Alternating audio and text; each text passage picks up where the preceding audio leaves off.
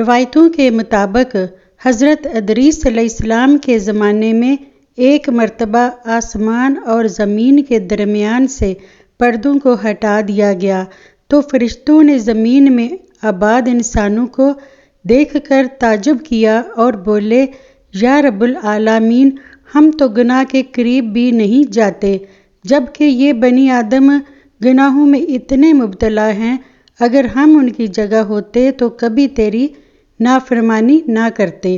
اللہ نے ارشاد فرمایا، انسانوں کو غصہ اور شہوت دی گئی ہے، اگر یہ چیزیں تمہیں دی جائیں تو تم بھی اسی طرح گناہ میں ملوث ہو جاؤ گے، لیکن فرشتوں نے کہا ہم ایسا ہرگز نہ کریں گے۔ لہٰذا اللہ کے حکم سے فرشتوں نے اپنی جماعت میں سے 2 بہترین اور اطاعت گزار فرشتوں کو چن لیا، جن کا نام ہاروت اور ماروت تھا۔ اللہ نے ان 2 فرشتوں میں انسانی فطرت اور شہوت ڈال کر دنیا میں بھیجا۔ وہ شہر بابل میں 2 خوبصورت انسان بن کر آئے اور قاضی کے کام پر مقرر ہو گئے، جہاں وہ لوگوں کے درمیان فیصلے کیا کرتے تھے۔ ایک دن ان کے پاس ایک عورت اپنا مقدمہ لے کر آئی اور کہا کہ اس کا شوہر اسے بہت پریشان کرتا ہے۔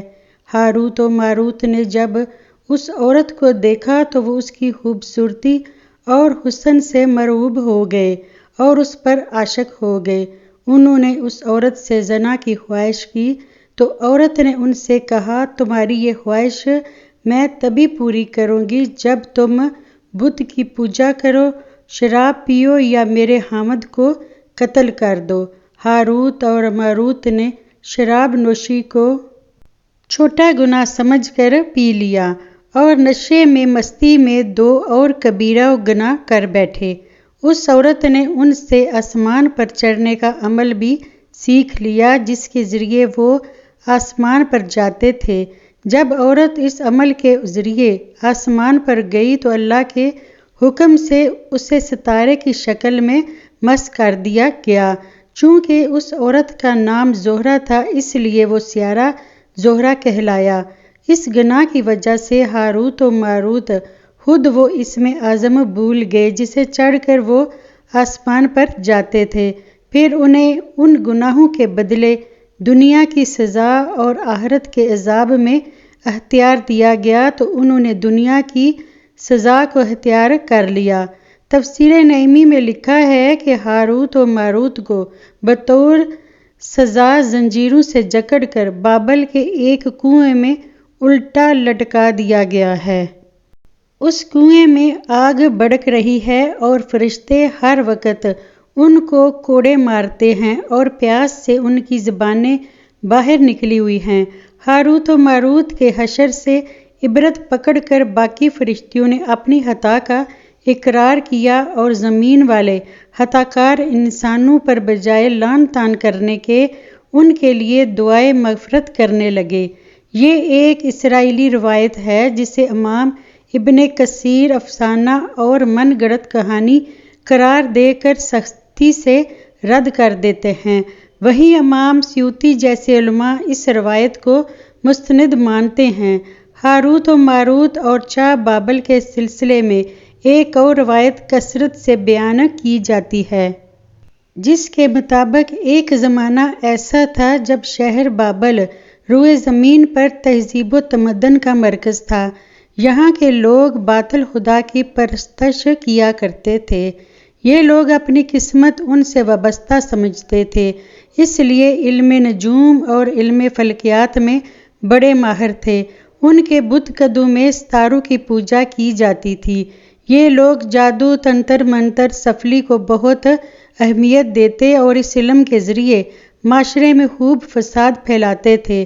یہ لوگ طلسم، جادو، تنتر منتر میں بہت آگے بڑھ کر ان میں بڑے بڑے جادوگر موجود تھے۔ ان کی تاریخی کتابوں میں جگہ جگہ جادو اور تنتر منتر ہی نظر آتا ہے۔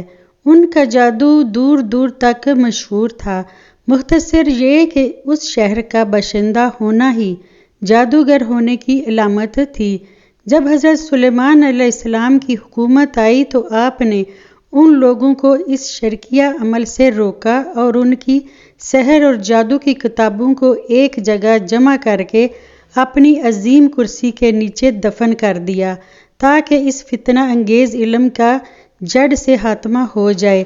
جب سلیمان علیہ السلام کی وفات ہوئی تو شیطان نے ان کتابوں کو دوبارہ کھود کر نکالا اور لوگوں سے کہا کہ سلیمان پیغمبر نہیں تھا بلکہ ان کتابوں کے ذریعے حکومت کیا کرتا تھا، لہٰذا ہوا میں اڑنا، جنات پر قابو اور سلیمان علیہ السلام کے غیر معمولی معجزات دراصل جادو اور سفلی کا عمل تھا۔ بنی اسرائیل نے اس کی پیروی کی اور ان کتابوں کو پڑھنا شروع کر دیا، لہٰذا دوبارہ یہ شر انگیز علم اس قوم میں سرایت کر گئی۔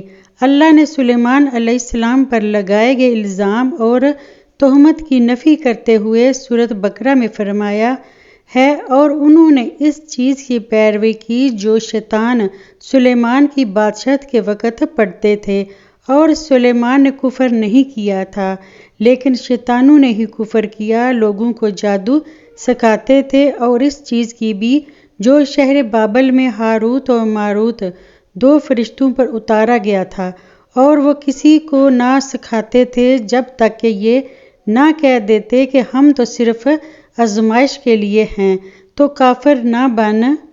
لہٰذا جب یہ سحر کا علم بابل میں عام ہو گیا اور لوگوں کی تکلیف اور پریشانی کا باعث بن گیا تو اللہ تعالیٰ نے دو فرشتوں کو انسانی صورت میں مامور کیا کہ وہ جادو کے عوامل اور اسے باطل کرنے کا طریقہ لوگوں کو سکھائیں تاکہ وہ جادوگروں کے فساد اور شر سے محفوظ رہ سکیں، لیکن یہ تعلیمات غلط مقصد کے لیے بھی استعمال ہو سکتی تھی۔ حالانکہ وہ فرشتے لوگوں کو تنبیہ کرتے تھے اور ان کے لیے صراحتاً کہتے تھے کہ تمہارے لیے ایک طرح کی آزمائش ہے، لیکن پھر بھی وہ لوگ ایسے کاموں میں پڑ گئے جو انسانوں کے لیے ضرر اور نقصان کا باعث تھا۔ بعض عربی داستانوں میں اس کنویں کا ذکر بھی ملتا ہے جہاں کئی لوگ پہنچے اور ہاروت و ماروت سے ملاقات کر کے جادو کا علم بھی سیکھا، جبکہ بعض مورخین کا کہنا ہے کہ عراق کے شہر حلہ کے قریب ایک کھنڈر میں موجود قدیم کنواں ہے جہاں سے بابل کی سرحد شروع ہوتی تھی، یہ اس کنویں کو ہی چاہ بابل قرار دیتے ہیں۔ بہرحال اس واقعے سے یہ سبق ملتا ہے کہ سفلی اور جادو ایک شرکیہ عمل ہے۔